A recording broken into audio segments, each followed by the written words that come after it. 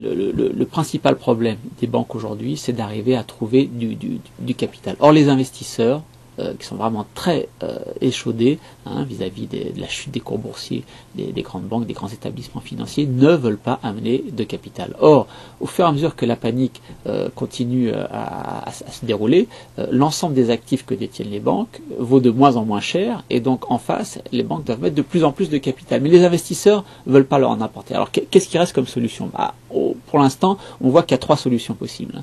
Soit on dit, c'est un établissement financier qu'on laisse tomber. On n'a pas besoin d'aller chercher du capital et on le laisse faire faillite. C'est Lehman Brothers, par exemple. La Réserve fédérale décide que c'est une petite institution financière, relativement importante, mais dont la faillite n'aurait pas de conséquences systémiques, c'est-à-dire touchant l'ensemble du système.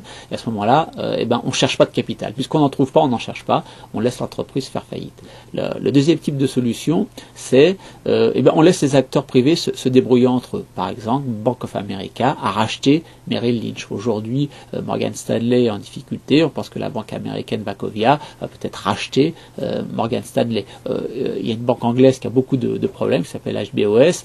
C'est une banque de crédit immobilier.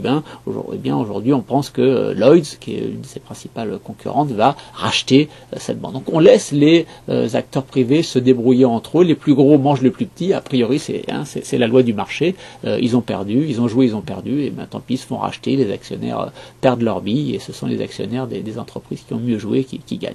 Et puis la troisième possibilité, c'est la nationalisation. Puisque le secteur privé ne veut pas apporter de capital, mais qu'en même temps on ne peut pas laisser tomber, c'est l'État qui se substitue à la défaillance des investisseurs privés et qui reprend les sociétés qui ont des problèmes. Bien sûr, par exemple, ce fameux assureur AIG dont on parlait tout à l'heure, qui était pas vraiment nationalisé. Il reçoit un prêt et la Réserve fédérale va se rembourser sur la vente des actifs que détient AIG. C'est vraiment des fonctionnaires qui vont organiser le dépeçage et la vente par appartement d'un grand établissement financier pour essayer de récupérer de l'argent et que ça coûte pas trop cher au Trésor américain. Alors, est-ce que tout ça va suffire pour calmer les marchés boursiers, va suffire pour arrêter la dégradation des comptes des banques?